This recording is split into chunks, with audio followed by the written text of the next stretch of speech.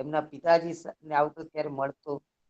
અને મૂળ વાત તો એ છે કે તમારી સંસ્થા એક વિદ્યાર્થીઓ માટેની એક અદ્ભુત સંસ્થા છે. અને મને હંમેશા એમ થાય કે ત્યાં ભણનારા વિદ્યાર્થીઓ કેટલા નસીબદાર છે કે સતત સતત એમને નવનવલા વિચારો આવે. એટલે અહીંયા વાત કરવી એ તો મારું સૌભાગ્ય છે એમ હું માનું છું. અને આ કૃતિ ઘણા વખતથી મારા ધ્યાનમાં હતી અને અન્ય કૃતિઓ પણ, જેમ કે હમણાં જ એક છોકરીને મેં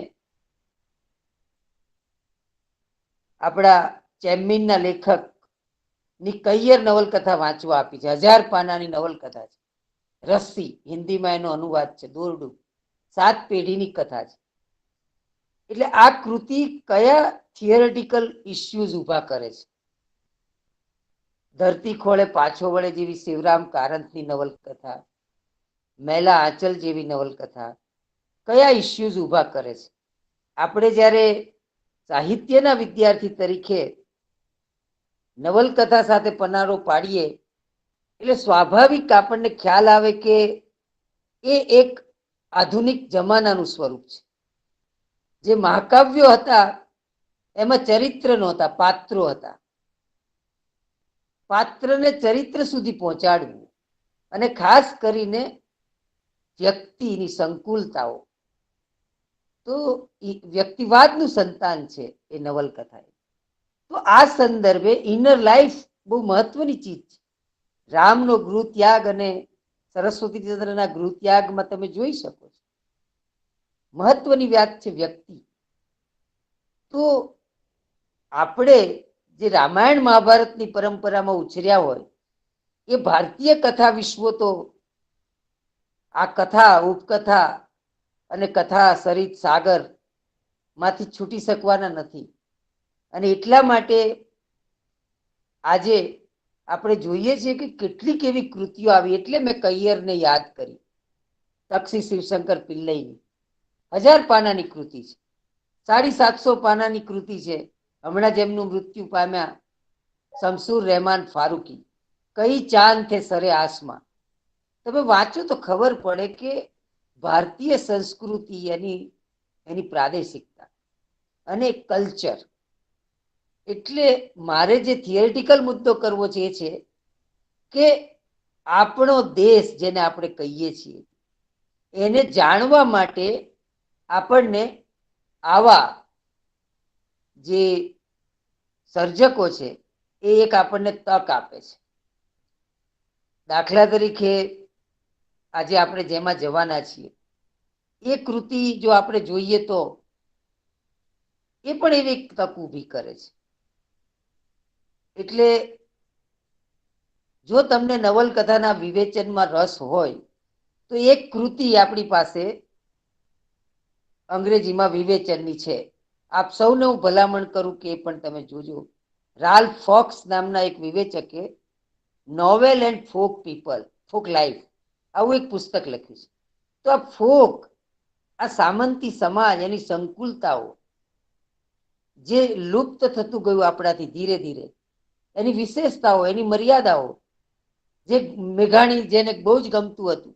એટલે હું તમને નવલકથામાં લઈ જતા પહેલા થોડીક વાત એટલા માટે કરવા માંગુ છું કે પ્રોજેક્ટેડ વિલેજ અને સાચું ગામડા વચ્ચે ફરક હોય છે. એનું નામ કદી ગ્રામ લક્ષ્મી ન હોઈ શકે.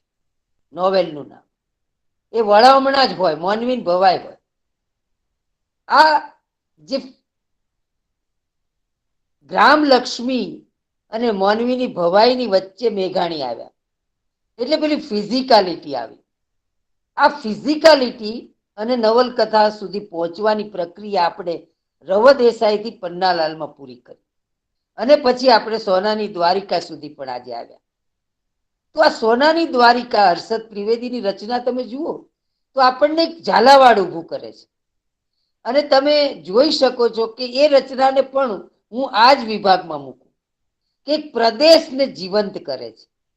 સોરઠ તારા વહેતા પાણીથી જો સોનાની દ્વારિકા સુધી આપણે યાત્રા કરીએ તો આપણને ખબર પડશે કે ભારત અને ભારતના વિવિધ સંસ્કૃતિ, એના વર્ણો, વર્ગો, એની ખાચા ખૂચી, એના આંતર સંબંધો, એમાં ભરપૂર કથા રસ પડ્યો છે. અને એટલા માટે એને મૂકવો, પછી એ નવલકથા બની જાય મેલા આંચલની જેમ તો અદ્ભુત, ન બની જાય તો જિંદગી નામાં, ન બની જાય તો સોરઠ તારા વહેતા પાણી. એ નવલકથા કળાની દ્રષ્ટિએ ઉત્તમ નવલકથા નથી, આપણે સૌ જાણીએ છીએ. પણ એણે જે આપણને સોરઠનો પરિચય આપ્યો, એક પ્રદેશ વિશેષનો, એ બહુ જ મહત્વનો છે. નવલકથાનું દર્શન, પાત્રો, એ બધાને સાંકળી આપવા, એનો અદ્ભુત અનુભવ મને મહેલા આંચલમાં જ થયો છે કે આ બધી જ રિજિયોનાલિટી, આ પ્રાદેશિકતા અંતે બંધાઈ જાય, વેર વિખેર ન રહે. જિંદગી નામાં એ વેર વિખેર પુષ્પો જેવી છે, એ સુબદ્ધ હાર નથી, પણ તો પણ આપણને ખેંચી જાય છે એના પ્રવાહમાં. ક્યાંક ગદ્યના ઉત્તમ ચમકારા છે, પણ એમને એટલું બધું કહેવું છે પોતાના વિલુપ્ત થઈ ગયેલા સંસાર વિશે, વિલુપ્ત થઈ ગયેલી સોનાની દ્વારિકા વિશે, કે એમને વાત પછી વાત માંડે છે અને ઠરે ત્યાં આપણને બીજી વાતમાં ખેંચી જાય છે. અને પરિણામે જેને આપણે પશ્ચિમનું નવલકથાનું સ્વરૂપ કહીએ, એની સાથે આનો મેળ જાજો બેસશે નહીં. પણ એટલા માટે મેં પ્રારંભ કર્યો હતો કે જેમ મહાભારત, જેમ રામાયણ આડકથા અને ઉપકથાનો એક સંસાર લઈને આવે છે, તો ભારતીય લેખકની સર્જક ચેતનામાં ક્યાંક ઊંડે ઊંડે આ વસ્તુ પડી હશે, અને પરિણામે એ આ રીતે મૂકે છે. બીજો પ્રશ્ન એક ઉભો એ થાય છે આ નવલકથા સાથે, અને એ પ્રશ્ન વધારે મહત્વનો છે, કારણ કે એ 1954 પછી જ દૂર થયો. 54માં જયારે મેલા આંચલ આવી અને ઠેઠ તળપદી ભાષા આવી, ત્યાં સુધી તો તમારે નાગરી હિન્દીમાં લખવાનું હતું, અને આ બેનને તો પંજાબી સિવાય કઈ આવડતું નહોતું. આઝાદી પછી તો હિન્દી ભણવા બેઠેલા કહેવાનું. આજે હિન્દીના મહાન લેખક છે. કૃષ્ણા સોબતીનો 1925માં જન્મ અને 2017માં મૃત્યુ. 17 કે જયારે જોવું પડશે મારે, પણ હમણાં જ આપણી વચ્ચેથી એમણે વિદાય લીધી છે. અને આ કૃષ્ણા સોબતી 2019 ગયા વર્ષે જ લો, એટલે આ કૃષ્ણ સોબતી સુદીર્ઘ આયુષ્ય, એમાં તો એમણે ઘણી નવલકથાઓ લખી, આ તો 79માં લખી. પણ એમણે હિન્દી શીખ્યા અને પછી એક નવલકથા લખી ચન્ના, અને એ વખતના એક મોટા લેખકે એમને સૂચવ્યું કે તમે ઇલાહાબાદ છાપવા આપો, હિન્દીનું મોટું કેન્દ્ર, ત્યાં છાપવા આપી ભારતી ભંડારમાં, અને પેલા પ્રૂફ લઈને મંડી પડ્યા. એક લલુલાલજી, એમનું નામ પણ લલુલાલજી હતું. મસ્જિદ તો લખ્યું હોય તો કે મસ્જિદ કરો ભાઈ, શાહની પત્નીનું નામ શાહની લખ્યું હોય તો શાહ પત્ની કરી નાખ્યું, સુસંસ્કૃત દેવનાગરી. અને પેલા ખીજાયા, બધા પૈસા આપી દીધા, ભાઈ તારે જે ખર્ચ થયો લે, પણ તું મહેરબાની કરીને આ બધા ચેકડા ના માર. અને એમણે રાહ જોઈ, ભલું થજો રેણુનું, કે એમણે કહ્યું ભાઈ મારું પાત્ર આમ જ બોલે, પન્નાલાલને તમે ગમે તેટલું સમજાવો, ઉડાવો ઠેકડી, ઉડાવવી હોય તો, લેમડો પેપડો, એ પસાર થતા હતા બૂમો પાડતી સાક્ષરો દ્વારા, એ લેમડો પેપડો ગયો એમ. પણ એને મેઘાણીએ કહ્યું તું જે જળનું માછલું છે એમાં તરજે. અને કૃષ્ણા પંજાબીને પંજાબમાં તરવું તું સોંપતી, એટલે એમણે માંડી વાળ્યું ચન્નાનું પ્રકરણ, નથી લખવું પણ લખીશ તો આ ભાષામાં.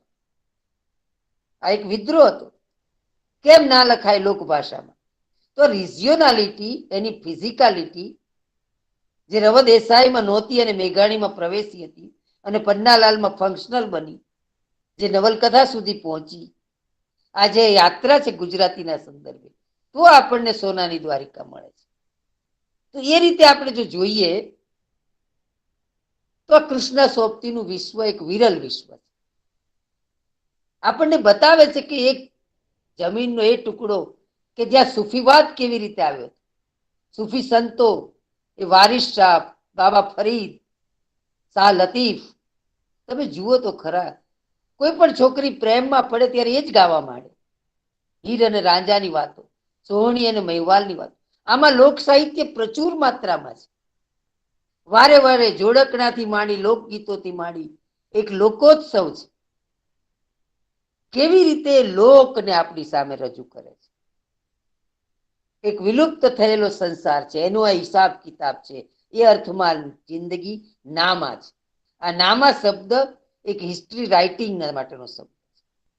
ઇતિહાસ એટલે નામા. એટલે બક્ષીએ પોતાની ઓટોબાયોગ્રાફીનું નામ બક્ષી નામા લખ્યું. હુમાયુએ ઉપર લખેલી જીવનકથા એની બેન હુમાયુ નામા. બાબરે ખુદે લખ્યું બાબર નામા. એટલે આ જિંદગી નામા છે.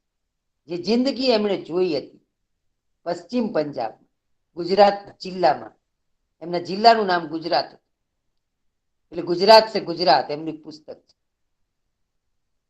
એમણે કૃષ્ણા સોબતીએ પંજાબનો જે આપણો એક ફિલ્મી નાટ્યાત્મક ઉપરછલ્લો જે પરિચય છે, બલ્લે બલ્લે અને થોડાક શબ્દો આપણે કોઈ ફિલ્મોમાં આવતા, એ જ માત્ર પંજાબ નથી. પંજાબ ઘણું ઊંડું, ઘણું વિશાળ, એના દરિયાઓ એટલે કે નદીઓ, એનું જીવન, ખેતરો, એની એક ખરબચડા પ્રેમ પ્રસંગો. અત્યારે હું આ બોર્ડર, ત્રણેય બોર્ડર ઉપર ઉભેલા કિસાનો જોઉં છું અને જિંદગી નામાં મારા સામે સજીવ થઈ જાય છે. કોઈને લાગે કે આ આટલી બધી લસ્સી પીવે છે, આટલા બધા દૂર બોઘણું ભરીને દૂધ પીવે છે આ લોકો, તમને શું વાંધો છે? આ જુદો સત્યાગ્રહી છે સાહેબ. હશે એની રીતભાત છે, એની કલ્ચર છે. આમાં કંદોઈનું નામ જ મલાઈચંદ છે. અને કેટલા પેંડા ખાવાના, કેટલી લસ્સી પીવાની, કોઈને ત્યાં સુન્નત ઉતારવી હોય તો હિન્દુ કેટલી સાકર મોકલે. તો આ જે એક ભાતીગળ સમાજ આપણો, અને એ વિલુપ્ત સમાજ, અને એની ખાચાખૂચી જે આપણા ઇતિહાસોમાં આવશે નહીં, શાસ્ત્રીય ઇતિહાસોમાં, નામાઓમાં, સરકારી નામામાં નહીં આવે. એટલે એમણે આરંભે એક લાંબી કવિતા મૂકી છે મિત્રો. પણ એ કવિતા હું નહીં વાંચું, કારણ કે 10 પેજની છે. પણ તમે વાંચજો, એ કવિતા પોતે જ આ નવલકથાની પ્રસ્તાવના છે.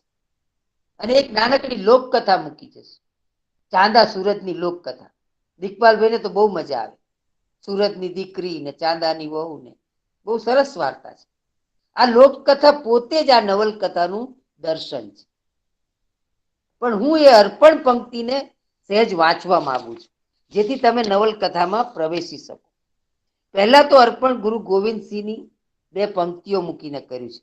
ચુકાર અઝ હમા હિલતે દરગુઝર, हलालस्त बुर्दन व शमशीर दस्त, जब दूसरे रास्ते कारगर न हो सके तो जुल्म के खिलाफ तलवार उठा लेना जायज.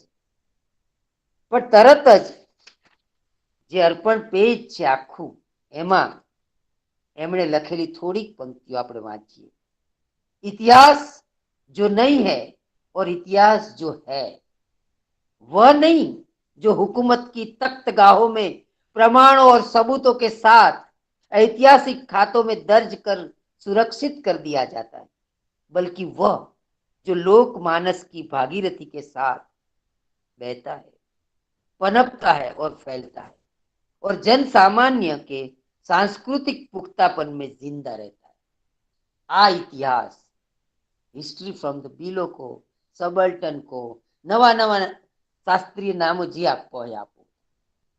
એન્થ્રોપોલોજીકલ સ્ટડી. કાલે જ મેં બાપુને એક ચોપડી મોકલી હતી, જે સમાજશાસ્ત્ર વિભાગના વડા છે પંજાબ યુનિવર્સિટીના, રિટાયર્ડ થયા. એમણે જિંદગી નામા ઉપર પીએચડી કર્યું છે. અને એના સંકેતો, એન્થ્રોપોલોજીકલ સંકેતો, કે ભાઈ આ સ્ત્રીઓ, એકેય સ્ત્રી એવી નથી નમાલી જે બ્રિટિશરોએ ચિત્ર આપ્યું એટલે મેઘાણીએ જોરાવર સ્ત્રીઓ આપી.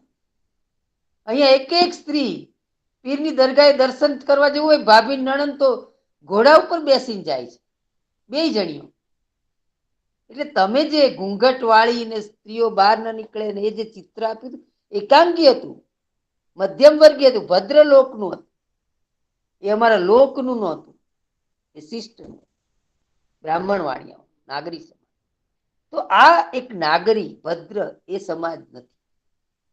અને કથાને બાંધવા માટે એ જે કોશિશ કરે છે, એ કોશિશ એ રીતે થાય છે કે એક એને નોડલ પોઈન્ટ બનાવે છે શાહજી. એક ગામ છે ડેરા દંગા, એક ગામને લઈને, એ પંજાબના આસપાસના થોડા ગામો એને લઈને વાત શરૂ કરે છે. પણ મેં તમને કહ્યું એમ પૂર્વે એક લોકકથા સુરત ચાંદની, અને પછી એકદમ જ એક લાલા વડ્ડેનો ઉલ્લેખ આવે. લાલા વડ્ડે એટલે વાર્તા કહેનારો છે. આમાં વાર્તા કહેનારા બહુ છે, દીકપાલભાઈ બહુ મજા આવશે. હવેલીમાં તો રાત્રે વાર્તા રીતસર વાર્તા કહેવાની એટલે એના નિયમ હોય. વચ્ચે પેશાબ પાણીની છૂટ નહીં, ઉભો થયો તો માર પડે, તો સાંભળવા નહીં આવવાનું, અપમાન કહેવાય કહેનારા. આ લાલા વડ્ડે છોકરાઓને પેલા છોકરાઓ અહીંયા આવો. હા, શું છે? પેલી બોરડીના બોર ખાધા આપણે? પેલા ખેતરના બહુ હારા થાય છે. એટલે છોકરા કે ના, કેમ નથી ખાધા? તો કે ત્યાં એક ડાઘ્યો કૂતરો છે, અને બીજું તો કે એનો ખેડૂ છે ને મારે છે, ફટકારે છોકરા પકડાઈ જાય. તો લાલા વડ્ડે કે જુઓ, હું જયારે તમારો જીવડો હતો ને ત્યારે ત્યાં જ બોર ખાતો હતો, ત્યારે આ કૂતરો છે ને એનો નાનો નાનો જે હોય ને એ કૂતરો હતો. આ એનો છોકરાનો છોકરો હશે. અને જે તમને વઢે છે ને માલિક, એનોય બાપનો બાપ ત્યાં હતો. એ તો ચાલ્યા જ રખવાનું ને આપણે બોર ખાવાના જ છે. આ છે જીવન, ઇટ ગોઝ. કૂતરાના માલિકો તો રહેવાના સાહેબ, પણ આપણે બોર ખાવાના છે. એની વચ્ચે જ જીવન જીવવાનું છે. એટલે પ્રાણ છે એ ઈશ્વર આપે છે, અને ચહેરો મારા મા બાપ આપે છે. આ વાત એમાં આવે છે કે આપણું શરીર છે એ મા બાપ આપે છે, અને પ્રાણ ઈશ્વર આપે છે. એક આ પ્રજા, એક ભૂભાગની પ્રજા, એનું જીવન આપણી સામે રજૂ કરે છે લેખિકા શાહજીના પરિવાર. અને શાહની, એ શાહજીના પત્ની, શાહનીનું કુટુંબ જાળ નિરૂપાય છે ગોવર્ધન રામની જેમ. આખું કુટુંબ જાળ છે. એમાં બે ચાર અનાથી હોય, દુખબા જેવા કરતારો છે. અને અનાથ હોય એટલે અનાથની જેમ નહીં રાખવાના, ચહેરાના નિષાદની જેમ સાહેબ. કે એની એ જયારે રૂમમાં હોય તો પંખો બંધ થઈ જાય કારણ કે શેઠના છોકરા બહાર ગયા. ના, દીકરીની જેમ જ કરતારોને રાખવાની. અને કરતારો પરણે ત્યારે દીકરીની જેમ જ રડવાનું બધાએ હોય. કરતારો ઘરની બહાર જાય, અને કરતારો પણ એ જ રીતે રહી હોય. આ જે ફ્યુડાલિઝમની બ્યુટી, સામંતી સમાજના જે પાસાઓ છે. એટલે મેઘાણી કહેતા હતા કે હું એ યુગ આવે પાછો આવે એમ નથી કહેતો, પણ તમે જે રીતે એને રાગ દરબારી કહો છો એમાં પણ મારે ફિટ નથી કરવું. આ કોમ્પ્લેક્સિટીમાં આપણને લઈ જાય છે કે ત્યાં તમે જુઓ, આમાં છે જ એક માણસ મુસલમાન કામ કરે છે શાહજીના પરિવાર, અને એને ખબર પડે છે કે હવે રેલવે સ્ટેશન થયા શહેરમાં, ત્યાં કુલીનું કામ મળે, જતો રહે છે. અને એનો બાપ કે છે કે આ જઈને જતો રહ્યો કે શાહજી તમને જોડીને? તો કે હા. પણ કેમ છે? તો કે બહુ દુઃખી છે, નથી મજા આવતી, પણ એને ત્યાં ગમી ગયું છે કારણ કે મુક્તિ મળી, ખેતી નથી કરવાની. એટલે શાહજી કે પણ એ ગયો કેમ? તો એ કહે છે કે બાપાને કે ગમે તેમ તો ખેતી તો આપણે શાહના ખેતરમાં કરવાની છે ને, એના કરતા હું એ નોકરી કરીશ. પણ બાપને ગમતું નથી. તો શાહજી એને બોલાવે છે, ભાઈ તારો ટુકડો જુદો લઈ લે, તું ખેડૂત થઈ જા. આપે છે. અને આવા અનેક ખેતરો અપાયા છે સાહેબ. તમારી પાસે સાબિતીઓ આપું તમને. ખાલી વાત મામેરું કરવામાં નથી અપાઈ, જે મેઘાણીએ બતાવ્યું. અનેક જગ્યાએ અપાઈ છે ફટાક દઈ કે આટલું ખોટું લગાડે એટલે આ ટુકડો તારો, મારે કોઈ હિસાબ નથી, ગામ ના છોડીશ. છે પ્રશ્ન એ.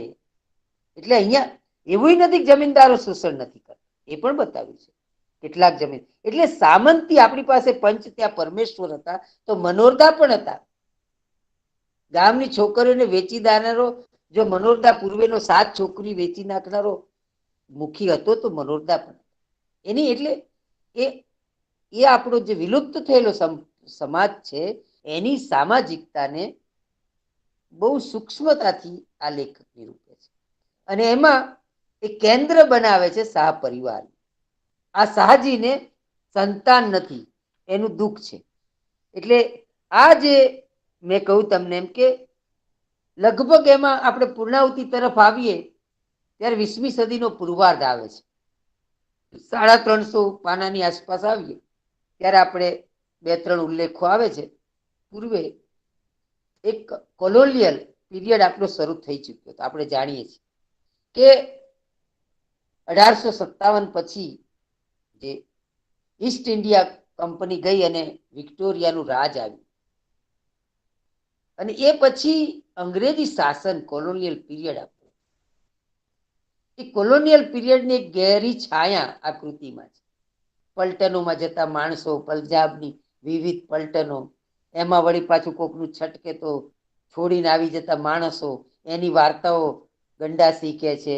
કોકનું નામ જ પલટનસી હોય, પંજાબી પલટનો વિવિધ, અને એ લોકોએ ઘણા વિજયો પણ મેળવ્યા. અંગ્રેજોને એમની જરૂર હતી. 7.25 ગજનું પાઘડી પહેરાવતા, પગડી સંભાળ જટ્ટા. એમાં વાત છે, આમાં રીતસર આંદોલન જ છે પગડી સંભાજીતસિંહ. 1905 બંગભંગની વાત આવે છે. ખુદીરામ 1906 ખુદીરામ બોઝે જે હત્યા કરેલી અંગ્રેજની એ આવે છે. મદનલાલ ઢીંગરા એ આવે છે. એટલે સંકેતોથી આપણે કૃતિનો સમય લગભગ આપણે 1920-21 પાસે આવીએ ત્યાં સુધી પહોંચાડે છે. અને લેખિકાને એક આશાવાદ પાસે કૃતિ છે. એની આશા એ છે કે આ ગદ્દર આ બધા ભેગા થઈને અંગ્રેજોને અહીંથી કાઢશે. એ આશાવાદ પાસે. ભારત વિભાજનની અનેક નવલકથાઓ લખાઈ, પણ આ વિભાજન પૂર્વે હવે લખાઈ છે 1979. એટલે કોઈકે એમને પૂછેલું કે ભાઈ 79 તો તમને ખબર હતી કે ભારત વિભાજિત થઈ ગયું? જે ભંગ આમાં ઉલ્લેખ આવે છે, એક ધર્મના કારણે તમે 2 જિલ્લા વહેંચવાની જબરજસ્ત વાત છે, પણ એ ભંગ નહોતું થઈ શક્યું. પણ ભારત વિભાજન થયું. ભંગ એ ભારતને ફાડિયા કરવાનો જો પહેલો કિસ્સો હતો, તો ભારત વિભાજન એ એની પૂર્ણાહુતિ હતી. અને પછી આપણે આગળ પણ ચાલ્યું. 1972 પાછું પાકિસ્તાનનું વિભાજન થયું અને બાંગ્લાદેશ થયું. એના ઉપર પણ કૃતિઓ લખાઈ, જેમ કે રેણુની જુલુસ. તમારે વાંચવું હોય તો વાંચી શકો. મારો કહેવાનો આશય એ છે કે કૃતિનો સમયગાળો એ 19મી સદીનો ઉત્તરાર્ધ અને 20મી સદીના પૂર્વાર્ધ. ગાંધીનો ઉલ્લેખ આવે છે. કોઈ કહે છે કે ગાંધી ગુજરાતના છે, તો કે ગુજરાત આપણું જિલ્લો, આપણા જિલ્લામાં તો ગાંધી અટક જ નથી. એટલે શાહજી એને સમજાવે છે કે ભાઈ એ તો મુંબઈનું ગુજરાત. એટલે એ વખતે બોમ્બે પ્રેસિડેન્સી હતી. તો બોમ્બે પ્રેસિડેન્સીનું ગુજરાતને ત્યાં એક દક્ષિણ આફ્રિકામાં ક્રાંતિ કરીને આવેલા મોહનદાસ ગાંધી છે. આ ઉલ્લેખો છે. પહેલા વિશ્વયુદ્ધમાં ઉઘરાવાતા સૈનિકોના ઉલ્લેખો છે. એની ચિંતા કરતા મા બાપો છે. એટલે કહેવાનો અર્થ એ છે કે 19મી સદીનો ઉત્તરાર્ધ અને 20મી સદીના પૂર્વાર્ધ સુધીનો એક સમયગાળો આ કૃતિમાં પ્રાપ્ત થાય છે આપણને. અને પણ લેખિકાનું લક્ષ્ય એ કોઈ રાજકીય કૃતિ આપવાનું નથી. મેં તમને કહ્યું ને, એ પણ એના એક ભાગ રૂપે આવે છે, જીવન એક રંગ રૂપ. મદનલાલ ઢીંગરાની ખાસી વાતો થાય, ભારત વિભાજનની ખાસી વાતો થાય. જો તમને હું કહું કે કલકત્તા, આપણને આશ્ચર્ય થાય કે સરદારજી અત્યારે જ નથી જતા, એ જમાનામાં કેનેડા, હોંગકોંગ, સિંગાપુર ગયેલા છે. અને માત્ર આર્મીના ભાગરૂપે નહીં, વેપાર કરવા. જેમ ગુજરાતી પ્રજાએ વિદેશ સાથે વેપાર વણજ કરેલા છે, એમ શીખ પરિવારોએ કર્યા છે. એટલે અહીંયા શીખ, હિન્દુ અને મુસલમાનની એક સામાજિકતા છે. મુસલમાન, મને આશ્ચર્ય થયું કે અહીંયા દલિતો નથી, પણ તપાસ કરી જ્યારે અને આ જે સોશિયોલોજી વાળો થીસીસ જોયો ત્યારે ખબર પડી કે ખરેખર ત્યાં દલિતો નહોતા. જે કામ દલિતો કરતા એ કામ એ સામંતશાહીમાં મુસ્લિમ પરિવારો કરતા. મુસ્લિમ બહુલ વિસ્તાર છે પશ્ચિમ પંજાબ, જ્યાં કૃષ્ણા સોબતી જન્મ્યા હતા. એ કૃષ્ણા સોબતીનું વતન ને બધું તો અત્યારે પાકિસ્તાન. પણ એમણે એ મુસ્લિમ બહુલ વિસ્તારને જે રીતે જોયો, બધા કામદારો મુસ્લિમ છે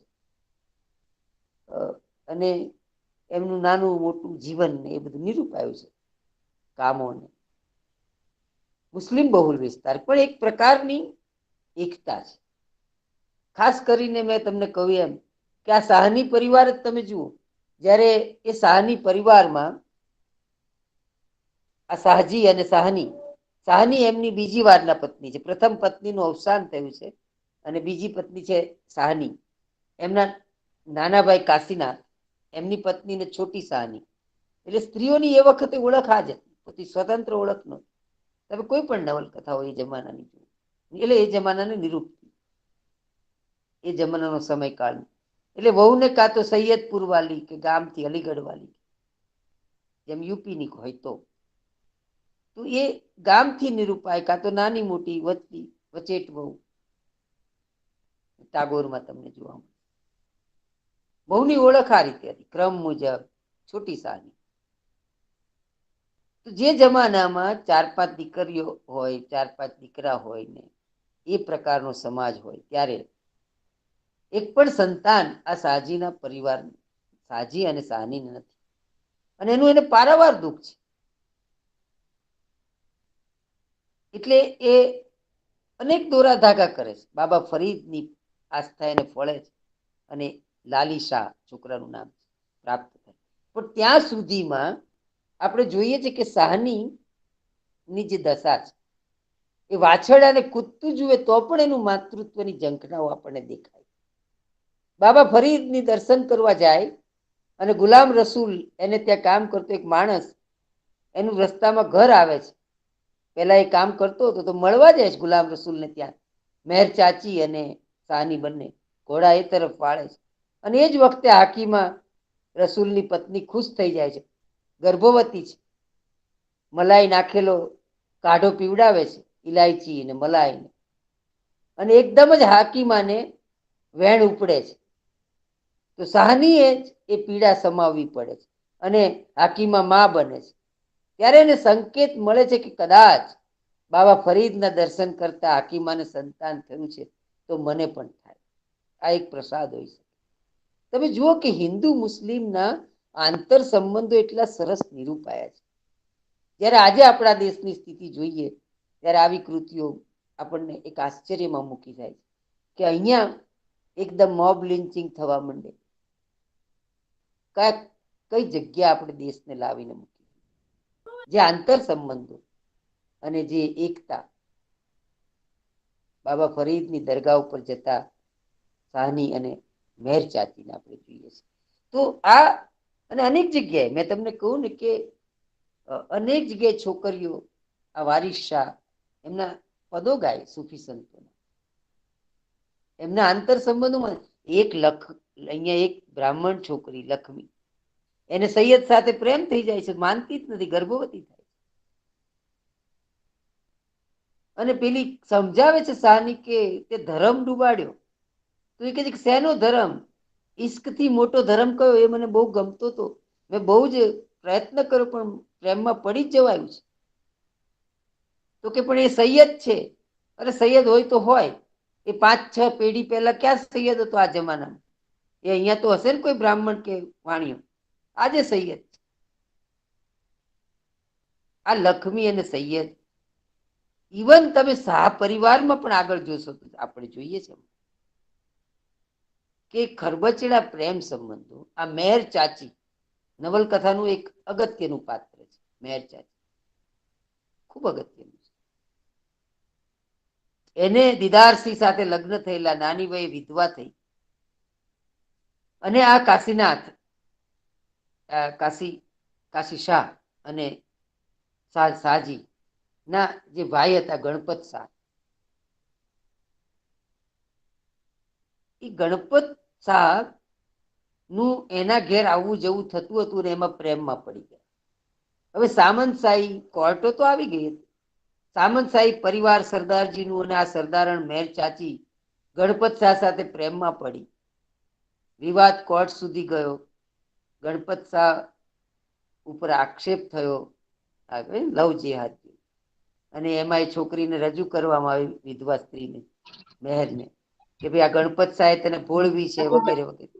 એને કહ્યું કે ના, હું દીદારને ખૂબ ચાહતી હતી, પણ દીદાર મરી ગયા પછી મારું દિલ મોહબ્બત કરી બેઠું છે ગણપત સાને. આ ભાઈ વચ્ચે કોઈ વાત ના કરો, પોતાના માઇક બંધ રાખો. માઇક બંધ રાખવાનું કોને? મહેન્દ્રસિંહ. તો મહેર ચાચી કોર્ટમાં ખુલ્લેઆમ કે છે કે હું ગણપતને મોહબ્બત કરું છું, ગણપત સાને, અને એટલા માટે આવી જાય છે. હવે પેલા લોકો તો એક નિરાત અનુભવે છે, એના પરિવાર વાળા તો સંયુક્ત શીખ પરિવાર, પણ એક નાનો દિયર હતો સાહેબ સિંહ, એ તો ભાભીને છોડવા નથી માંગતો, દીકરા જેવો દિયર, અને એટલો બધો રડે, અને એને આખો દિવસ સપનામાં જ આવે છે. જીવનની સંધ્યાએ આ મહેર ચાચી મળવા જાય છે સાહેબ સિંહને, ત્યારે સાહેબ સિંહ પણ બીમાર છે, એની પત્ની આગતા સ્વાગતા કરે છે, અને સાહેબ સિંહ બીમાર છે તો એને શુદ્ધ દેશી ગાયનું ઘી અને એમાં વિદેશનો દારૂ મળીને બરાબર એને મસાજ કરી આપે, અને જે ક્ષણનું નિરૂપણ છે તમે જોજો. અને રાત્રે સૂતી વખતે સાહનીને કહે છે મહેર કે મને દીદાર પણ યાદ આવે છે, અને ગણપતિ યાદ આવે છે. આજે તો ગણપતિ નથી, દીદારે નથી. એટલે એને જીવન વિશે જાત જાતનું, જિંદગી નામ, જિંદગી ક્યાંથી ક્યાં કેમ લઈ જતી હોય છે. એટલે લક્ષ્મી ને આજ બધા સાચવે છે, સૈયદ સાથે જેને પ્રેમ થાય. આમ કિસ્સાઓ છે. એક કિસ્સો અધૂરો છોડીને લેખિકા આપણને બીજા કિસ્સામાં, ત્રીજા કિસ્સામાં એક કિસ્સા ગોઈ છે, દાસ્તાનો છે, કથા ઉપકથાનો એક મોટો સંસાર. એટલે મહેર ચાચી ના જે ભીના સ્મરણો છે સાહેબ સિંહ સાથેના, પતિ સાથેના, એમાં પણ લેખિકા આપણને નાજુક રીતે પ્રવેશ કરાવે છે. જે બીજું મેં તમને કહું કે આ એક રિજિયોનલ લેવલ નોવેલ છે, જાનપદી નવલકથા છે, અને જાનપદિત્વ એનું પૂરી માત્રામાં પ્રગટ થયું છે. ડાયલેક્ટ તો હોય જ, એટલી ભાષા તો અહીંયા એ છે કે એ જાણે કે આને આપણે ફિલ્મ જોવી જોઈએ, કે આને સાંભળવી જોઈએ. બરાબર પંજાબી પાત્ર જો કેવું બોલતા હશે તો ખબર પડે એમની જે ભાષા છે. પણ ગદ્ય કેટલીક જગ્યાએ, વર્ણનનું ગદ્ય પણ, કવિતા ગદ્ય છે. પ્રેમના વર્ણનો જ્યારે થાય છે ત્યારે ખાસ કરીને, કોઈ માનો કે સરસ સૂફી ગીત ગાય ત્યારે ડૂબી જતા માણસનું વર્ણન છે, હવેલીઓનું વર્ણન છે, આંધી ત્યારે કુદરતી આફતો આવે એના વર્ણનો છે. ગદ્ય કૃષ્ણ સોબતીનું નવલકથામાં જ્યાં જરૂર પડે ત્યાં એટલું સુંદર રીતે આંધીના વર્ણનો છે, તમે જુઓ તો પ્લેગના વર્ણનો છે. એટલે આસમાની અને સુલતાની વચ્ચે જ્યાં જિંદગી નામાં પસાર થઈ, જિંદગીનો ઇતિહાસ પસાર થયો. આસમાની અને સુલતાની બંને પ્રકારના છે.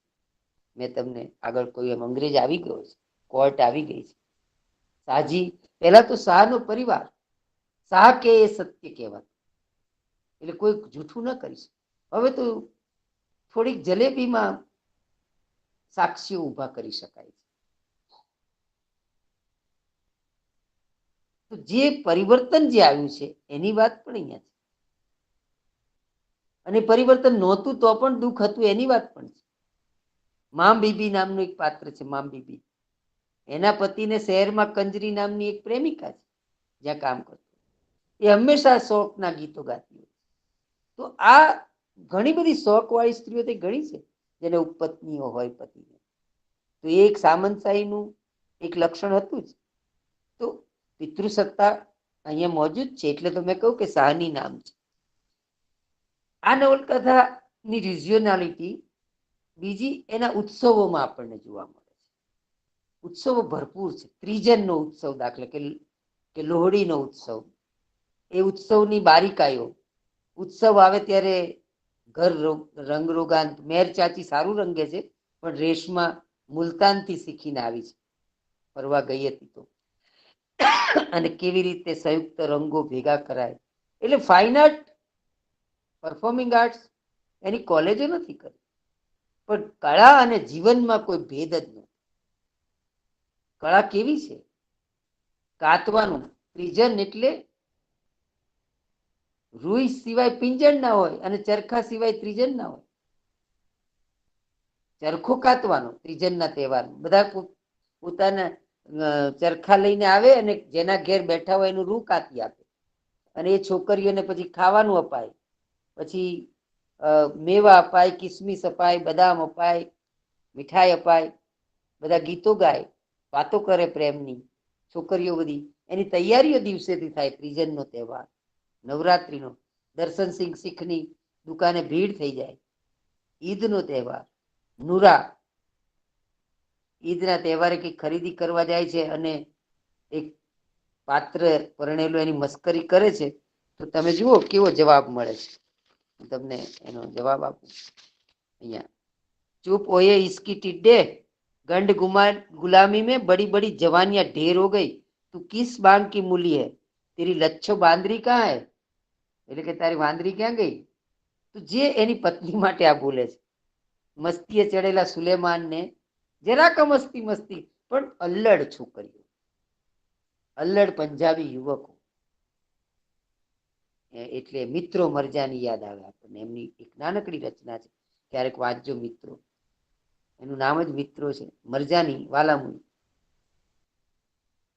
તો આ આવી વાલામુઈ પાત્રો, આવા નુરા, એક જેને કહેવાય ઉત્સવોની અંદર એમને એક જે જીવંતતા, કલ્ચર એને પૂરી માત્રામાં છે. ખાણીપીણી નું જે વર્ણન છે, મેં કહ્યું આગળ એમ, મલાઈ છે તો કંદોય બેસાડવાનો, દરજી બેસાડવાનો લગ્નો આવે ત્યારે, પ્રસંગ હોય. આ લાલી શાહનો જન્મ થયો શાહનીને, તો કંદોય ઘેર બેસાડવાનો, અને દરેકની ફરમાઈશ પ્રમાણે હવેલીમાં વાર્તા સાંભળવા આવતા કોઈને જે ભાવતું હોય, એક પ્રકારનું એક ખાનદાન અને એક પ્રકારનું જે વૈભવ છે. કાશી દર્શન કરવા જાય તો 2,500 માણસો જાય. ઘી કેવા વપરાય છે, મીઠાઈઓ, સાકર, એટલે એની ત્રિચોલી નામની એક જે ખાસ વાનગી છે, જે ત્રિજનમાં તલની તલસાકડી જેવી આપણી પણ જુદી જુદી વાનગીઓ છે. અને એ ખાણીપીણીનું એક આખું એક છાક, મસ્તી અને એક જીવંત પ્રજા અહીંયા આપણને જોવા મળે છે.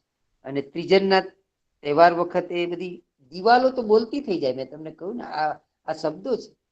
દિવાલો પર એવા ચિત્રો કાઢે આ બધે મોર, પોપટ ને, અને કાતવાની હરીફાઈ, સાહનીનો તાર વાળ જેટલો બારીક હોય, અને બધી હરીફાઈઓ થાય. એની અંદર પેલી કવિતાઓ ચાલે, કોઈ કથા માંડે સોની મહિવાલની વારિશ ને હીરની, કાતતા કાતતા. મકાઈ, ગોળ, માખણ, સાકર નું એક આખું ચોખા અને તેલના મિશ્રણથી બનાવેલી જો પેલી ત્રિચોલી લોહડીમાં ખાસ ખવાય. એટલે સાડીઓના કેટલા પ્રકાર છે, ક્યાં ક્યાંથી સાડીઓ આવે છે, કાબુલી, મખમલી, જાત જાત. મહેમાન નવાજી, અતિથિ કબ आओगे જેવું નહીં, મહેમાન નવાજી, કોક દી ભૂલો પણ ભગવાન જેવું. તો એ મહેમાન નવાજી ના અહીંયા જે ચિત્રો છે, અદ્ભુત ચિત્રો છે. મેં તમને એક તો ઉદાહરણ આપ્યું, ગુલામ રસૂલ અને હાકીમાને ત્યાં પહોંચી ગયેલા મેર ચાચી અને સાહની. તો આ જે જો દાખલા કે મેં તમને ગદ્યની વાત કરતો ત્યારે મેર ચાચી એવું બોલી કે સમય 3 કાળને ઠેકીને જાણે ચાલ્યો ગયો ને સવાર પડી. એ જયારે ભૂતકાળમાં ચાલી જાય છે અને સાહનીને કહે છે કે તને ખબર છે પ્રેમમાં પડવું એટલે શું? ભલે દીદાર મરી ગયો હતો, પણ હું પ્રેમમાં પડી, અને જે ઊંઘમાં એ બોલે જ જતી હોય છે. સાહનીને એવું લાગે કે આ સપનામાં બોલે છે કે શું? પણ આ બધી જે છે નાની નાની જગ્યાઓ એ નવલકથાની, પણ આવી જગ્યાઓ વિશેષ નથી, એટલે આ મેલાંચલ નથી.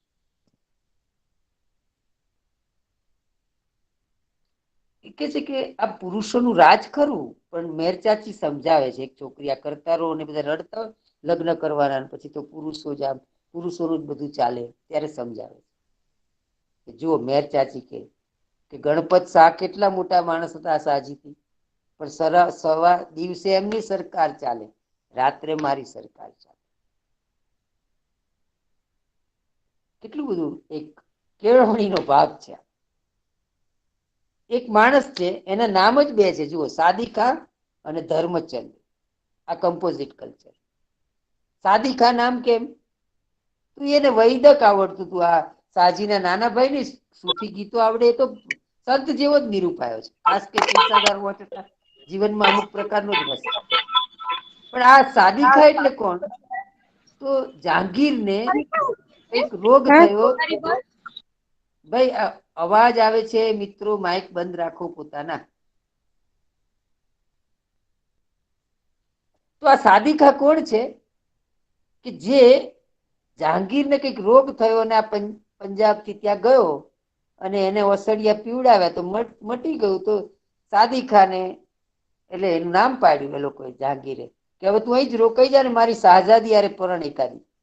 અને ખરેખર એને રાજા બાદશાહે જમાઈ બનાવ્યો. અને જમાઈ તો બનાવ્યો, પણ જમાઈની રીતે જ રાખ્યો. પણ આ માણસને પોતાનું પંજાબ યાદ આવ્યા કરે. કે મારે પંજાબ જવું છે. હવે પેલી શાહજાદી કે હું પંજાબ ના આવું. એટલે ભાગી છૂટ્યો. પકડવાય આવેલા, પણ પછી જવા દીધા. જમાઈ કહેવાય રાજા. પણ એ પછી ત્યાં પરણ્યો ખરો પોતાની રીતે. એ ધરમચંદ એનું નામ હતું. એ પ્રમાણે તો ધરમચંદ થી થયેલા સંતાનો અને પેલી શાહજાદી થી થયેલા સંતાનો, હવે આને ક્યાં મૂકશો તમે? આજ વસ્તુ શમસુર રહેમાન ફારૂકીની નવલકથામાં હમણાં જ ગુજરી ગયા. વાંચજો તમે. કઈ ચાંદ થે સરે આસમાં, ઉર્દુ નવલકથા. હિન્દીમાં આવી ચૂકી છે, અંગ્રેજીમાં પણ આવી ચૂકી છે. પણ આ જે કમ્પોઝિટ કલ્ચર, જે કલ્ચર અત્યારે વિદાય પામી રહ્યું છે, અત્યારે ઠેર ઠેર બાઉન્ડ્રીઝ બની રહી છે. તો એ કેવી રીતે આપણે બધા સાથે રહેતા હતા, અંગ્રેજોના આવ્યા પૂર્વેનો એક સમાજ, એ અહીંયા નિરૂપાયો છે સાદિકા અને ધર્મચંદમાં. એટલે આ જે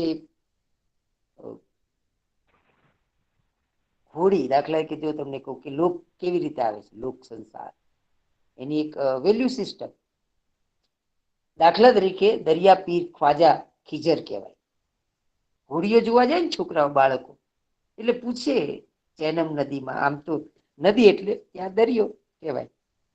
આગ કા દરિયા, કુરુત્તુલ હૈદરની નવલકથા છે. આગની નદી કે છે કે આ પેલી હોડીઓ જાય છે, અને આપણને તો બધા વડીલો કહેતા હતા કે ભાઈ દરિયામાં, નદીમાં ખ્વાજા ખીજર પીરની હોડી હોય જ. તો એ કઈ હોડી છે? એટલે એના મા બાપ કે જુઓ, લાલ આપેલો વાર્તા કેનારો, જુઓ, ખ્વાજા ખીજરની હોડી દેખાય નહીં, હોય ખરી. એ બધી હોડીઓનું ધ્યાન રાખે. કોઈ હોડીમાં ખોટું નથી ચાલતું ને, એ ધ્યાન રાખે. તો આ રીતે લોક સંસ્કારો કેવી રીતે વણાતા હશે, એના વર્ણનો પણ છે. જુઓ, મેં તમને ગદ્યનું પણ ઉદાહરણ, સીરી નું વર્ણન થાય છે. જ્યારે સીરી જાણે છોકરી નથી, પણ લહેરાતું ખેતર ન હોય. એટલે આવા તો અનેક સ્થળે તમે કૃતિમાંથી પસાર થશો એટલે તમને ખબર પડશે કે કેટલી જગ્યાએ એમના ગદ્યમાં એક પ્રકારની કવિતા છે. અને જ્યારે એમને જરૂર પડી ત્યારે એક આખું સમૂહને, એક ઓવર ક્રાઉડેડ નોવેલ છે. એટલા બધા પાત્રો. મને તો એમ પણ થાય કે કૃષ્ણ સોબતીને પણ યાદ નહીં હોય કે કુલ પાત્રો કેટલા છે. એટલા પાત્રો છે.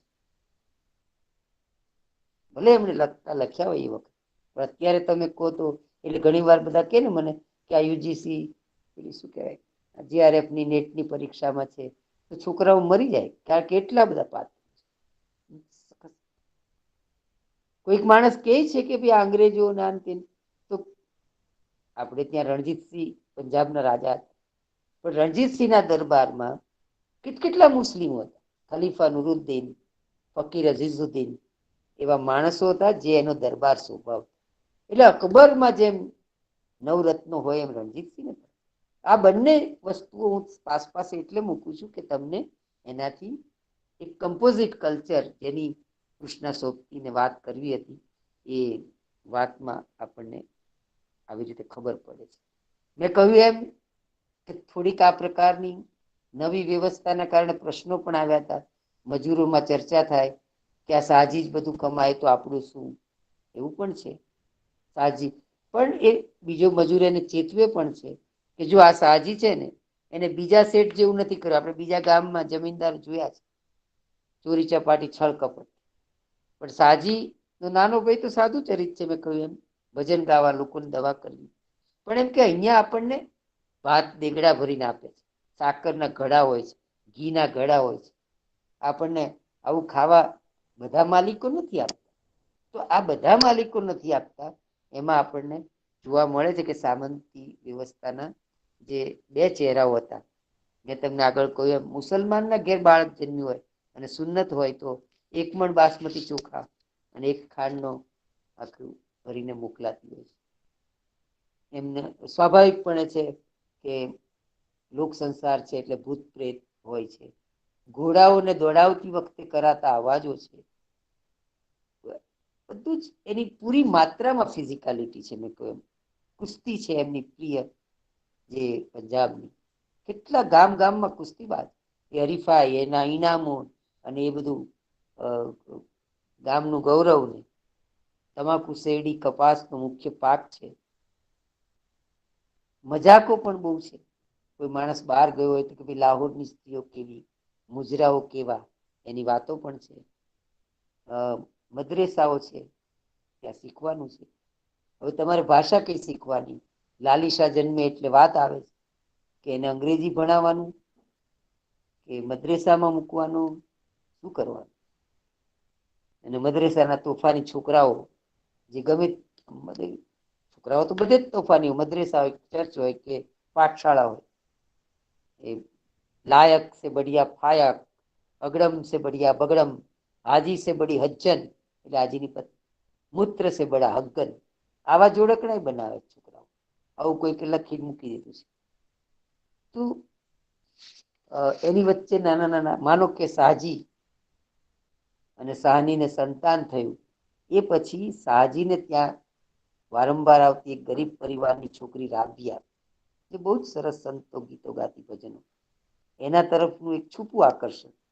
રાબિયાનું એમના પ્રત્યે અને એમનું રાબિયા પ્રત્યેનું બહુ માસૂમિયતથી નિરૂપાયું છે.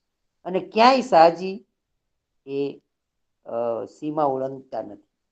પણ જ્યારે રાબિયાને પરણાવવાની થાય છે ત્યારે રાબિયા પોતે જ એકદમ શાહજીના પગ પકડી લે છે કે હું તમને દૂરથી જોયા કરીશ, તમને હું પૂજા કરીશ, મને આ ઘરની બહાર ના જવું, મને અહીં જ રહેવું તમારે. અને શાહની પણ જાણે છે કે રાબિયા આકર્ષાય. આવા એક આ બધી જગ્યાઓ થોડી થોડી નવલકથાની જગ્યાઓ છે મારી દ્રષ્ટિએ. પણ એમણે જેને કહેવાય કે કોઈ મેલોડ્રામા સર્જવો નથી. કારણ કે શાહનીનું એક કેરેક્ટર છે અમુક પ્રકાર, અને એ આકર્ષણને પણ બતાવે છે અને એ આકર્ષણને રોકતો એનો વિવેક પણ બતાવે છે કે અહીંયા મારે આગળ. કારણ કે એના લગભગ લાલિસા અને મોટો જ આ રાબિયા કરતી હોય છે. તો આ પ્રણય પ્રસંગ ને પણ અધૂરો જ છોડ્યો છે. બધું અધૂરું જ છૂટી જતું હોય છે, કશું પૂર્ણ નથી થતું. અહીંયા પૂર્ણ કરીને એક આકાર આપવાની ચેષ્ટા લેખિકાને નથી કરી, જે રેણુએ કરી છે અને જે પશ્ચિમની નવલકથા માંગ કરે છે. પણ એમને નથી માનવું. એમણે મેં કહ્યું ને એમ ચંદા ના પ્રગટ કરી. લેખકનું લેખિકા મિજાજી લેખિકા છે, બંડખોર છે. એટલે તો મેં તમને કહ્યું કે 79 લખી છે, તો પણ ભારત વિભાજન મગજથી સ્વીકાર્યું જ નથી. ફર્સ્ટ ક્લાસ ઉર્દુ બોલતા, હિન્દી તો બહુ મોડું આવ્યું. એટલે આ લેખિકા કૃષ્ણા સોબતી બહુ મોટા વાર્તાકાર છે. અને એમની અંગત વાતો તમે કૃષ્ણા વૈદ સંવાદ નામનું એક પુસ્તક છે એમાં જોઈ શકશો. અને કેટલાક વિડીયોઝ એમના યુટ્યુબ પર છે, મુલાકાતોના સારા, એ પણ તમે જોઈ શકશો. અગાઉ મેં થોડીક વાત કરી કે જે ઇતિહાસ છે એ રચાતો ઇતિહાસ પણ છે. જેમ તેમને વાત કરી મદનલાલ ડીંગરા કે ખુદીરામ કે અજીતસિંહ કે આર્ય સમાજ. જો તમે આર્ય સમાજના સ્થાપક આપણે સૌરાષ્ટ્રના દયાનંદ સરસ્વતી, જામનગર ટંકારા, પણ આર્ય સમાજની પ્રવૃત્તિ કેટલી બધી પંજાબમાં ચાલી.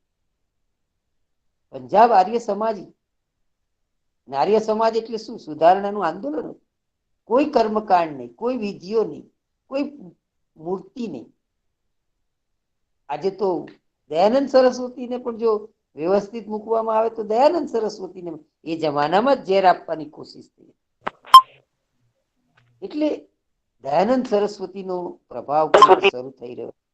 આપણું જે 19મી સદીનું જે સામાજિક ધાર્મિક આંદોલનો હતા એમાં જાણીએ છીએ કે આર્ય સમાજ એક મહત્વની શાખા હતી અને એમણે કન્યા શિક્ષણ પર ભાર મૂકેલો અને મૂર્તિ પૂજાનો વિરોધ. તો આમાં આવે છે એક માણસ આવે, બાળકોને બધું શીખવે, બધાને ગમે નહીં, ગામના માણસો કે આર્ય સમાજી આવી ગયા, હવે આપણને 12મું નહીં કરવા દે. અને બ્રાહ્મણોને ના ગમે, બહુ ઘણા ભરીને દૂધ પીવાનું હોય અને સરસ મજાની દક્ષિણા હોય. દક્ષિણા લેતા લેતા પાછી આ કરતારો જેવી છોકરીની સગાઈ પણ ગોઠવી આપે. એક ગોઠવેલું તંત્ર છે. એમાં આર્ય સમાજનું આવવું એ કેવું સ્ફોટક છે. અને સમજાવે કે વેદ તરફ પાછા વળવાનું અને આપણે આટલું જ કરવાનું હોય. આ બધી વિધિઓ નકામ, વિધિ વિધાન નકામ. તો આ પ્રકારે ભારતનો જે રચાતો જતો ઇતિહાસ છે એ પણ દેખાય છે. ઇવન ત્યાં સુધી એમનો ઇતિહાસનો રસ આપણને ખેંચી જાય છે કે મદારી પણ ઇતિહાસ કે મદારી આવ્યો તો જંબુરિયા દ્વારા આખો ઇતિહાસ કે છે. અને આ રીતે એક એમને જે સબલ્ટન ની વાત કરી છે કે મેં તમને કહ્યું ને, હિસ્ટ્રી ફ્રોમ ધ બિલો. મદારી એટલે શું? મદારી એટલે એક મનોરંજન કરે છે? ના, એ પણ એક આપણા સમાજનું અગત્યનું ઘટક હતું. ભલે પછી આપણે અત્યારે વન્ય જીવ રક્ષણ જ્ઞાન એ કરીને બધું કર્યું, પણ બાળકોને ઇતિહાસનો ઇતિહાસ જાદુ. અત્યારે આપણે આમે જાદુના ખેલ જોવા થિયેટરમાં લઈ જઈએ, પ્રોસેનિયમ આર્કમાં, ખુલ્લા દરબારમાં જેમ ભવાઈ થતી હતી એમ પેલો મોઢામાંથી મોટા મોટા ગોળા કાઢતો હતો. એ હવે આપણા માટેથી એક સોનાની દ્વારિકા થઈ ગયું છે. તો આ રીતે એક એ સમાજમાં આપણને લઈ જાય છે. અને મેં તમને કહ્યું એમ કે આખી એક જાનપદી નવલકથા તરીકે આનું આપણે મૂલ્યાંકન કરવું જોઈએ. અને થોડાક જે કિસ્સાઓ છે મેર ચાચી કે એમાંથી એ બાંધવાની કોશિશ કરે છે, પણ નવલકથા એમનું માનતી નથી અને પેલા બાંધેલા ફોર્મની બહાર આસપાસ વિખરાઈ જાય છે. અને એક આપણને મેં કહું છતાંય આપણને જે ગમે છે એ એની સાંસ્કૃતિક બાબતો, એની જેમ પેલા ભાઈએ કામ કર્યું છે એન્થ્રોપોલોજીકલ ને સમાજ નથી. જેમ કે મેં તમને કહ્યું એમ કે દાન દેવાથી સંપત્તિ વધે છે, ઓછી નથી થતી. આ સાજીના પરિવારનો નિયમ છે. તો નીકળેલી નવી નહેરો ઉપરનો ટેક્સ હવે અંગ્રેજ સરકાર લાવી રહ્યો છે. ત્યાં બધું પૂરું થાય છે. એક બાજુ નહેરોથી ફાયદો પણ થયો અને બીજી બાજુ પાણીનો વેપાર એ એમને ગમતો પણ નથી, એવી પણ એ વાત કરી રહ્યા છે. તો આવી કેટલીક જે મારે વાત કરવી હતી એ કરી છે. અને છતાં પણ કંઈક રહી જતું હોય તો મેં એક નાનકડો લેખ શરૂ કર્યો છે, એ પૂરો થાય એટલે ગદર આંદોલનની પણ આગળ વાત આવી ગઈ, એ પણ આવે છે. સમકાલીન ઇતિહાસને આ રીતે આવરી લીધો છે. મૂળ વાત એ છે કે આ ઉપકથાઓ અને કથાઓમાં વખરાયેલી એક નવલકથા છે અને આપણને એક પ્રદેશ વિશેષ સઘન ચિત્ર પૂરું પાડે છે લેખિકા. અને ઉત્કટતાથી પેશન, એ ચિત્ર કોઈ પ્રોજેક્ટેડ ફિલ્મ નથી. પ્રોજેક્ટેડ જેમ તમે કોઈ ઓફિસમાં એક ગામડાનું કંઈક બે ચાકડા મૂકી દો ને, એમ નથી. ચાકડાઓ અને જીવન સાથે હોય તો કેવું હોય, એનું અહીંયા એક રજૂઆત છે. આભાર આપશો. ખૂબ ખૂબ આભાર ભરતભાઈ. મહેન્દ્રભાઈ ત્યાંથી બંધ રાખું. મજા પડી જિંદગીનામા વિશે તમે જે વાત કરી, ગગન મંડળની બારીએથી, એવું અમારા વિદ્યાર્થીઓ કહેતા હોય છે. પણ કોરોના આવ્યા પછી આ એક લાભ તો થયો છે કે વિદ્વાનોનો લાભ આ રીતે પણ મળી શકે છે. એટલે કૃષ્ણા સોબતીની એક બહુ જ પ્રખ્યાત એવી જિંદગીનામા કૃતિ વિશે અધિકારી વક્તા વાત કરે એવું અમારા વિદ્યાર્થીઓ ઈચ્છતા હોય છે. અને મહેન્દ્રભાઈ આ વ્યાખ્યાન સુગમ કરાવી આપ્યું વિદ્યાર્થીઓ માટે. અને એ માટે હું અમારી યુનિવર્સિટી વતી, ગુજરાતી વિભાગ વતી આપનો ભરતભાઈ ખૂબ ખૂબ આભાર માનું છું. અમારા સૌની તો ઈચ્છા એવી જ છે કે અમે તમને રૂબરૂ જોઈએ અને રૂબરૂ સાંભળીએ. એટલે ઘણા બધા વિદ્યાર્થીઓ મારી સામે વર્ગમાં બેઠા છે અને એમને પણ જ્યારે વિવેચનનું પેપર ભણતા હોય ત્યારે ભરત મહેતાને જોવાનું એક અંદરથી એવી ઈચ્છા રહેતી હોય છે. તો એવી પ્રાર્થના પણ અમે કરીએ કે તમે જલ્દી રૂબરૂ અમારે ત્યાં પધારો અને કોઈ નવા મુદ્દા વિશે પણ વાત કરો. તો ફરી એક વખત ગુજરાતી વિભાગ વતી તમારો ખૂબ ખૂબ આભાર ભરતભાઈ. ઘણા બધા શ્રોતાઓ અત્રે ઉપસ્થિત છે તો એમનો પણ ખૂબ ખૂબ આભાર. હું મહેન્દ્રભાઈને વિનંતી કરું કે તેઓ કંઈક વાત કરે. મહેન્દ્રભાઈ. ભરતભાઈ. આવો. ભરતભાઈ મારે એવું કહેવું હતું કે હા બાપુ. આજે વાત થઈ એના સંદર્ભમાં એક હા હા પ્રશ્ન અથવા તો એક જિજ્ઞાસા મારી કે આ પ્રકારની જે કથાઓ છે આપણી એને ફોર્મની સાથે કેવી રીતે તમે એને જોવો છો? એટલે નવલકથાના સ્વરૂપના સંદર્ભમાં તમે એક સંકેત કર્યો કે અહીંયા કથાનું શાસ્ત્ર છે એ જરા જુદી રીતનું છે. લાઈક આપણે ત્યાં પણ આ પ્રકારની કથાઓ છે કે સરસ્વતી ચંદ્રની પણ વાત કરીએ આપણે કે સૌરાષ્ટ્રની વાત કરીએ તો ફોર્મની સાથે કેમ આવી કથાઓ નથી જતી હોતી? અથવા તો આપણે એને કેવી રીતે રિલેટ કરશું ફોર્મની સાથે? એટલે મેં મારા વ્યાખ્યાનમાં પૂરા સંકેતો આપ્યા કે મેલા આંચલ તમે જુઓ આ જ રીતે લોક સંસાર લઈને આવે છે. આટલો જ સકન છતાં એ સંપ્રજ્ઞતાથી એને બાંધે છે અને એક ચોક્કસ રીતે બાંધી આપે છે. જે આપણે જોઈએ છીએ કે ભાઈ માનવીની ભવાઈ બંધાય છે અને ઝેર તો પીધા જાણી જાણી નથી બંધાતી. અને તમે જુઓ કે સરસ્વતીચંદ્ર બંધાય છે પણ જ્યાં આ પ્રકારનું હોય એને બાંધનારું તત્વ અને છતાં પણ એની મોહિની ઓછી નથી એટલે આપણે એને નવલકથા તરીકે નથી સ્વીકારતા એવું નથી. અને લેખિકાની ભરપૂર કોશિશ છે. એમને શાહજીના પરિવારને જ્યાં ને ત્યાં ઉપસ્થિત રાખ્યું છે. એનો અર્થ જ એ છે કે ઊંડે ઊંડે એમને ખબર છે કે મારે નવલકથા લખવાની છે. પણ મેં કહ્યું એમ કે એ એટલા બધા અનેક પાત્રોના પ્રેમમાં છે કે આ રહી જશે, આ રહી જશે, એટલે એ રાબિયા અને શાહજી ના પ્રેમ પ્રસંગને ત્યાં જ મૂકીને ચાલ્યા જાય અને એકદમ જ મેર ચાચીની થોડીક વાત આવે, લક્ષ્મીની થોડીક વાત આવે, આમ અનેક રેખાચિત્રો. અને એ રેખાચિત્રો આપણને મેલા આંચલમાં મળે છે.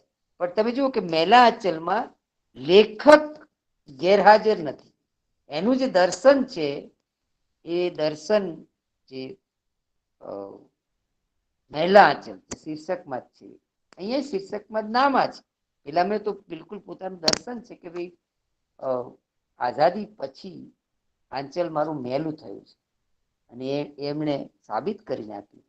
એટલે એ જ રીતે આઉટસાઇડરને મૂકીને પ્રશાંતને કમલીનો પ્રેમ કરાવીને તો એક જેને કહેવાય કે સિરિયસ એફર્ટ.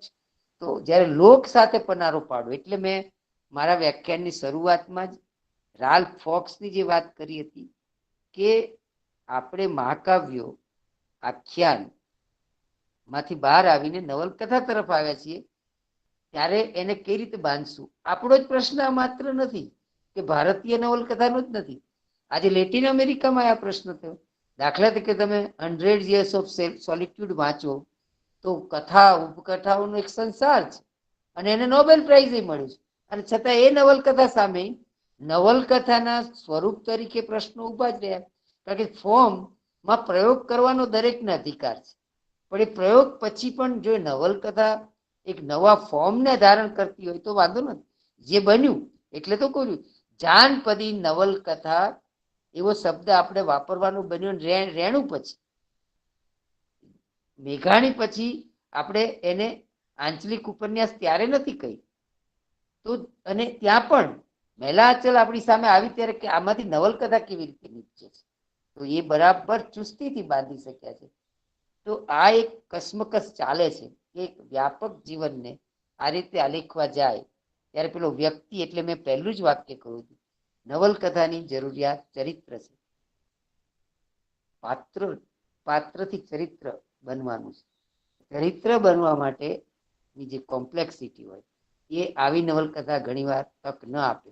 જ્યારે તમે જુઓ કે અનેક પાત્રો હોવા છતાં મેલા આંચલમાં એ ચરિત્રો પણ છે, કોમ્પ્લેક્સિટી સાથે હાજર છે. તો મેલા આંચલ અને જિંદગીનામા સામસામાં બે પ્રતિમાનો આપણે મૂકીએ તો આપણને સમજાય કે નવલકથા સિદ્ધ કરવા માટે શું કરી શકાય. અને નવલકથા પ્રદેશને જાણતા હોવા છતાં પણ નવલકથા હાથમાંથી સરકી જાય એવું જિંદગીનામા. થેન્ક યુ ભરતભાઈ, ખૂબ ખૂબ આભાર આપનો. કૃષ્ણા સોબતી જેવા સર્જક એક સામાજિક નિસ્બતથી સર્જન કરી રહ્યા હોય ત્યારે કેવા પ્રકારની એમની ખૂબીઓ આપણી સામે આવતી હોય છે એની એક ખબર આપણને ભરતભાઈના વ્યાખ્યાનમાંથી પડી. અને ભરતભાઈ, તમારો આભાર. સૌ શ્રોતાઓનો આભાર. ગુજરાતી વિભાગ વતી આપણે આ કાર્યક્રમને અહીં વિરામ આપીએ. ફરી એક વખત નવા વિષય સાથે ફરી પાછા મળીશું. સૌનો આભાર. Thank you all.